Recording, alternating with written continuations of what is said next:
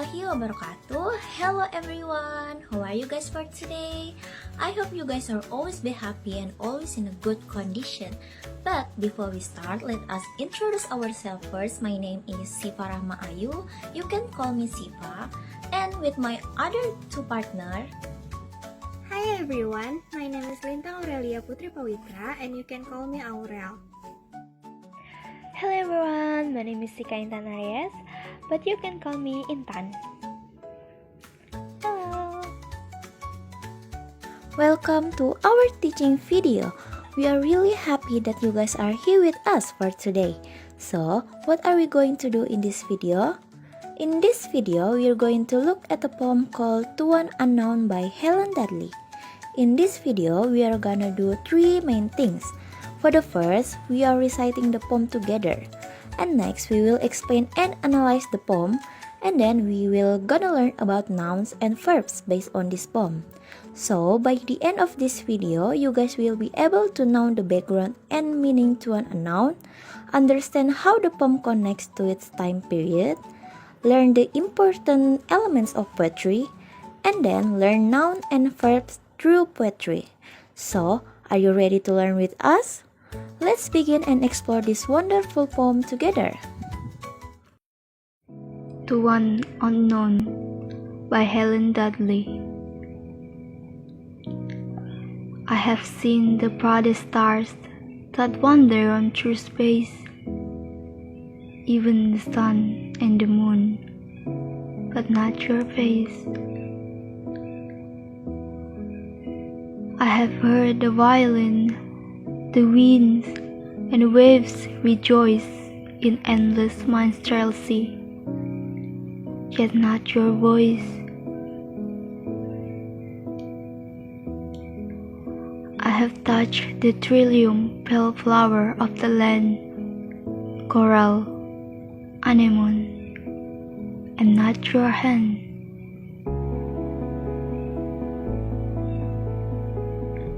I have kissed the shining feet of twilight lover rise, open the gate of dawn, open not your eyes. I have dreamed unwanted things, vision that witches brew, spoken with image, never with you. Helen Dudley poem To An Unknown, published in 1930, is a great example of modernist poetry. This style of poetry was part of Imagine movement which started in early 20th century. Do you know what Imagine is? Well, Imagine was a reaction against the flower language, or we call so love language, and the moral themes of Romantic and Victorian poetry. Instead, it focused on being clear, precise, and using strong image. Modernism was all about breaking away from traditional art forms during a time of a big change in society, like wars and new technologies. Modernist poets wanted to show the complexity of life around them. They moved away from old-fashioned language and sought new ways to express their thoughts and feelings. They aimed to capture the changing world in their poetry while also recognizing that words have their limits. Who is Helen Dudley? Helen Dudley was born in 1886 in Chicago, Illinois, and she played an important role in early 20th century poetry. Even though not many people know her name today, her poems are known for their gentle beauty and deep understanding of feelings like love, loss, and longing. Dudley lived during a time when many new literary ideas were emerging, including modernism and imagism. This movement wanted to change how poetry was written and what subjects it covered. Although she didn't publish a lot of work and is often overshadowed by more famous poets of her time, her writing offers a thoughtful look at a personal experience and emotion. Helen Dudley poetry reflects the changing views of her time. exploring what it means to be a human in a rapidly evolving world. Her work continues to inspire those who appreciate the beauty in a honest experience and the exploration of personal feelings within the large context of modern life. There are characteristics of modern poems that make it unique from other eras. Modern poets can write about almost anything. Yes, anything. It's called diverse variety of themes. They draw inspiration from everyday things like railway trains, telephones, and city life. Unlike earlier poets who focused on grand themes, modern poets believe that the entire universe can be a subject for poetry. Next is realism. Realism is a major feature of modern poetry. Poets aim to depict life as it truly is, showing both the beauty and its harsh realities. This approach emerged as a reaction against the overly romanticized views of the past, focusing instead of the real struggle and experience of people. Many modern poems carry a sense of pessimism. Poets often reflect on the tragedy and suffering of life, leading to feelings of sadness and disillusionment about human existence. While modern poetry often moves away from traditional romantic themes, it still includes elements of romance but presents them in a more realistic way. Next is nature. Nature continues to inspire modern poets, but they view it differently than earlier poets did. Instead of seeing nature as mystical or spiritual, modern poets appreciate its beauty in a more straightforward way, capturing images of landscapes, birds, and clouds without attaching deep spiritual meaning. Modern poetry often emphasizes humanitarian values and a sense of democracy. Poets focus on the lives of ordinary people, like workers and laborers, highlighting their struggle and experience rather than just those who are wealthy or powerful. Modern poets prefer simple and direct language. They often use free verse, which means they don't stick to traditional rules about meter or rhyme. This allows for a more natural flow that reflects their thoughts and feelings. Modernist poets love to experience with language, form, and rhythm to express themselves in new ways. This experimentation helps them convey their unique perspective and emotion. Finally, modernist poetry is all about individualism. Poets focus on the personal experience and inner thoughts, often exploring what it means to be unique in a rapidly changing world. Now we're going to talk about characteristics modern era related to the poem. The first one is individualism. The poem expresses personal experience and deep emotions, reflecting an emphasis of the individual voice within the context of social change. The example is in stanza 1, in I have seen the proudest stars that wander on through space, even the sun and the moon, but not your face. I represent the personal experience. Second one is reaction against tradition. Dudley rejects the more ornate Victorian forms of poetry, using image styles that emphasize clarity and precision in language. Next is search for meaning.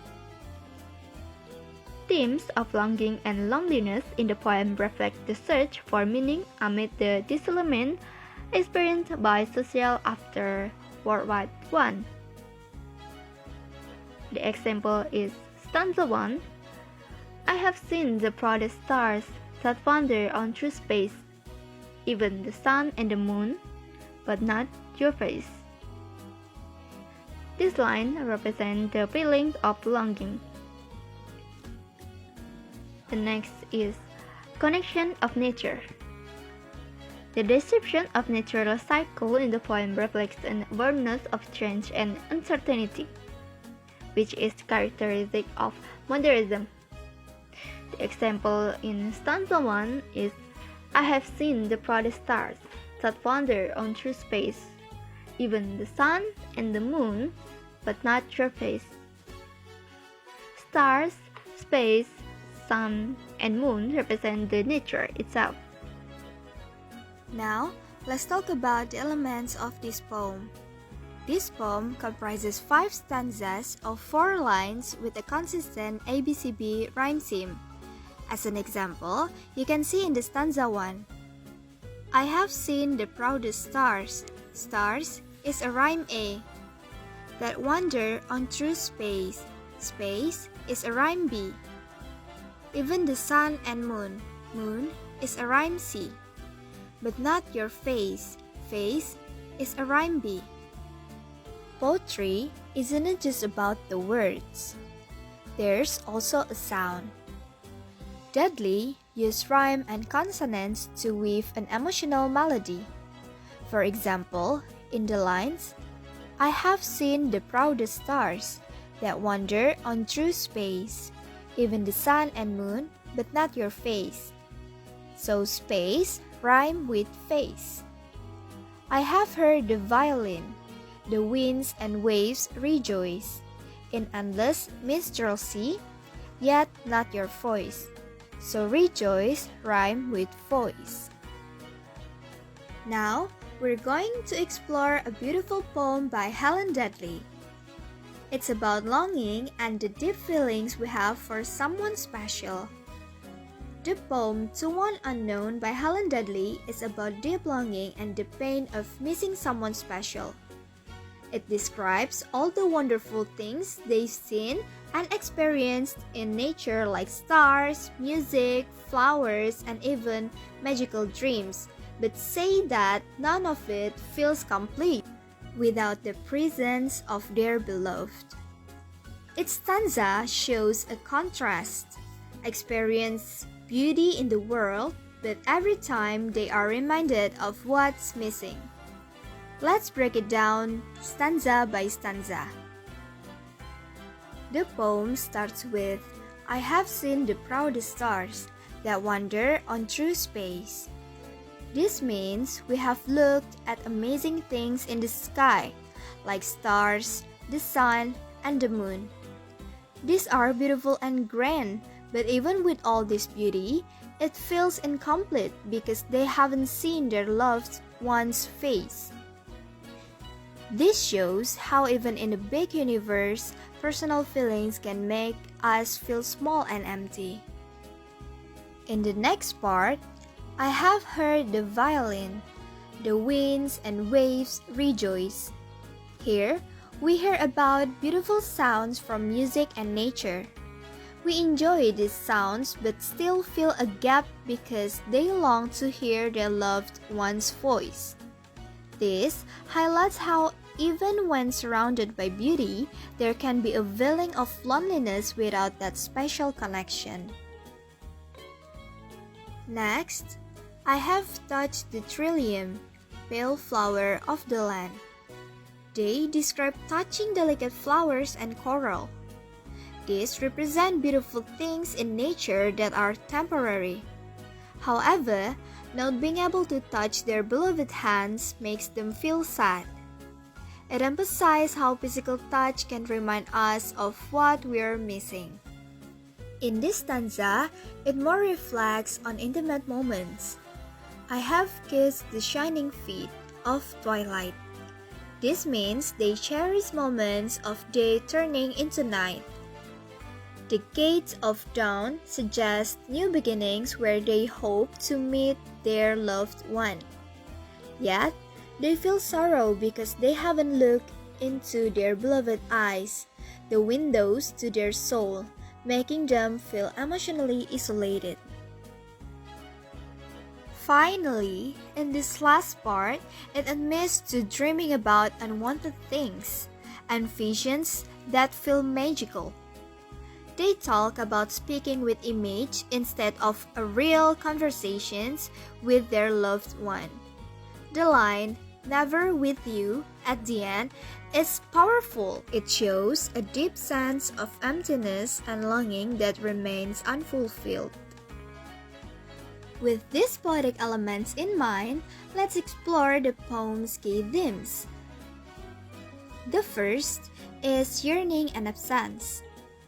Through repeated phrases like "not your face," "not your voice," and "not your hand," Dudley creates a sense of emotional emptiness. These encounters with nature's wonders like stars, music, and flowers only highlight what's missing. It's a reminder that even the most beautiful experiences can feel hollow when someone important is absent.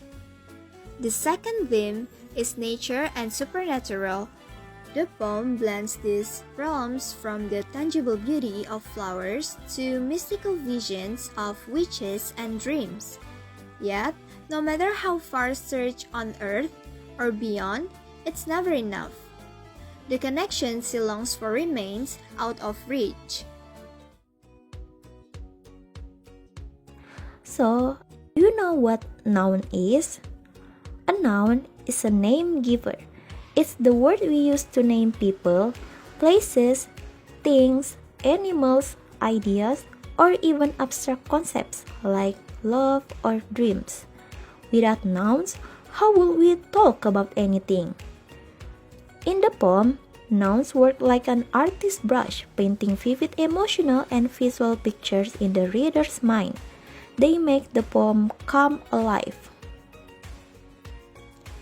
Next is types of nouns.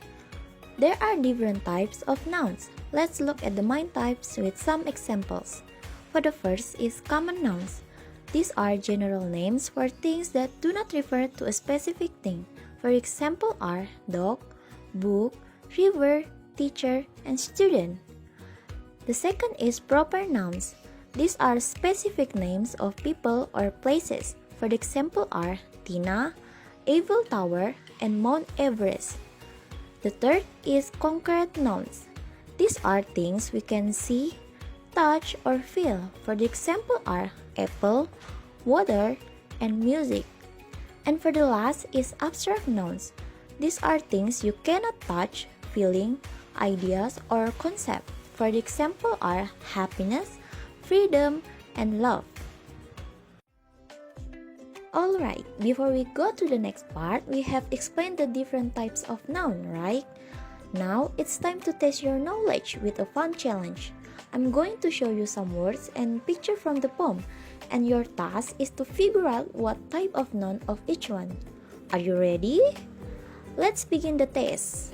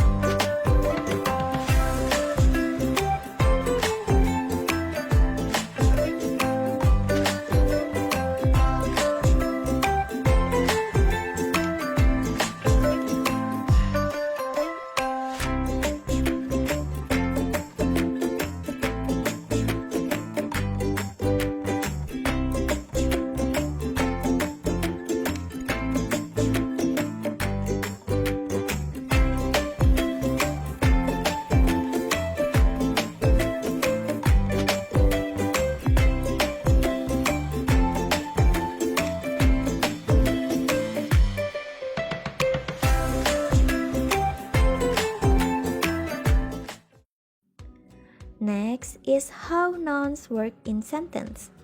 Nouns can do different jobs in sentences. Here are some examples from the poem. Number 1 is subject. The subject is the noun that does the action or is being talked about. For example, is the star shine brightly. Who is shining? The star. So the star is the subject. Number 2 is object. The object is the noun that receives the action of the verb. For example is, I touched the flower. What did I touch? The flower. So the flower is the object. And for the last is object of a preposition. Nouns can also follow a preposition like with, to, in, or of. For the example is the gates of dawn. Down is the object of the preposition of. Next is examples of noun from the poem. Now let's uncover the nouns hiding in the poem. Can you find them all? Let's take a look in the first stanza. The nouns in this stanza are stars, space, sun, moon, and face. And next, let's take a look in the second stanza. Now, the nouns here are violin, winds, waves, minstrelsy, and voice. Now, let's take a look in the third stanza.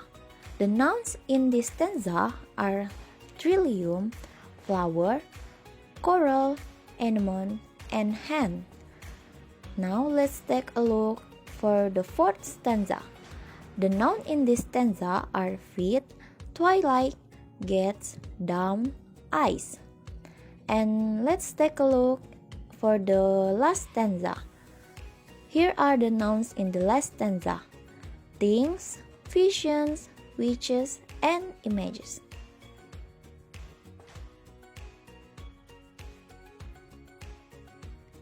Okay, so what exactly is a verb? Or do you guys ever heard about verb before? So, verb is a word that shows action or tells us the state of being of the subject in a sentence. Verbs answer the big questions. What's happening? In the poem, the verb help describe what the speaker is doing or what they have experienced, letting us feel their emotion and connect with their journey. Next is types of verbs. There are different types of verbs that do different jobs in sentences. Let's break it down with some example. Number 1 is action verbs. These verbs show something happening, whether it's physical or mental. For the examples are run, jump, study, sing, and eat. These verbs tell you what the subject is doing. For example is, I study for test. What am I doing? I'm studying. Number 2 is linking verbs. These verbs don't show action. Instead, they link the subject to a description or state of being. For examples is am, are, was, were, and is. The sentence example: she is a great dancer. Is as the linking verb in here. And the last is auxiliary verbs or helping verbs.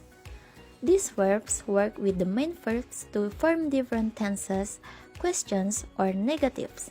For examples are have, will, can, and must. For the sentence example is I will call you later. Will as the helping verbs in here. Next is how verbs work in sentences. Verbs do a lot of important work in sentences. Let's check out how they help give meaning to everything. Number 1, main verbs. These are the core verbs of the sentence. They tell us the main action or state of being. For example is, I have heard the violin. Heard is the main verb. It shows what the speaker did. Number 2, verb phrases. Sometimes we have more than one verb working together. A verb phrase is when a main verb teams up with an auxiliary verb to show more details. For the example is, I have touched the trillium. Have touched is the verb phrase, where have is helping touch. Alright everyone, Now it's your turn to test your verb skills. I will show you lines from the poem with missing verbs. Your task is to figure out the correct verb for each blank. Think about the action happening in the sentence. Are you ready? Let's begin the test.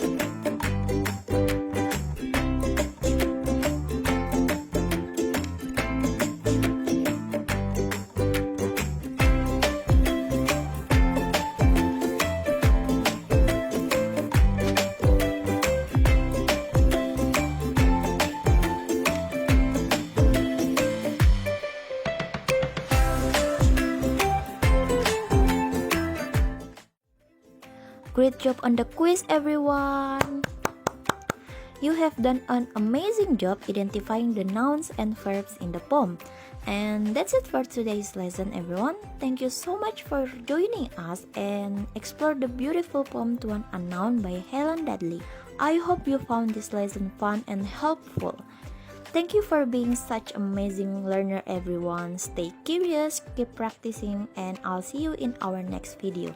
Bye bye. Wassalamualaikum warahmatullahi wabarakatuh.